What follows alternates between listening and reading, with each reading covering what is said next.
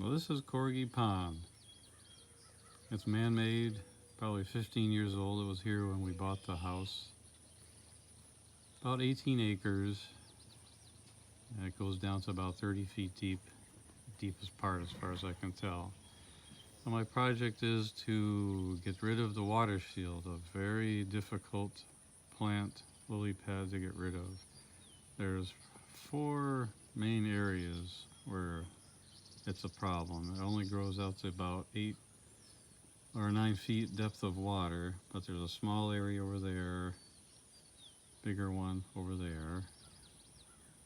The far side, there's a stretch of it, and the 2 main areas I'd like to concentrate on are right off of this point, and you can't see it, but on the other side of these trees there's a bigger shallow area with about 2 acres of Watershield. So those 2 places, behind the trees and out on this point, are the areas I'm going to concentrate on.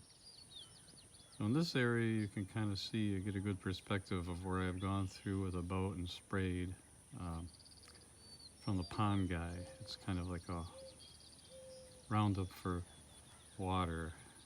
It's called Shoreline Defense, and I sprayed it from electric sprayer, made a few pathways through the Watershield, and that killed off some of the Watershield. And then I've gone through with the weed sickle. I'll show you that later. It's an electric device that mounts on the back of a boat, and it's underwater sickle basically that cuts the weeds. So I'm working my way through these a little at a time, making channels.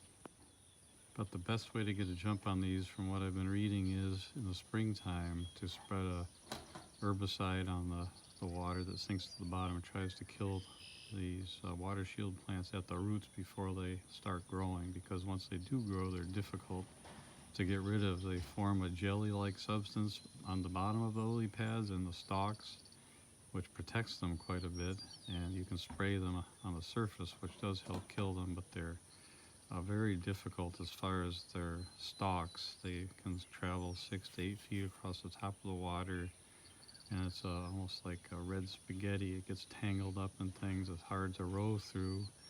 So anyway, I will be giving you updates on how I am tackling the Watershield problem. I'm trying to clear out this area to make it eventually a swimming area. But once it got a foothold this year, it's much more difficult to address.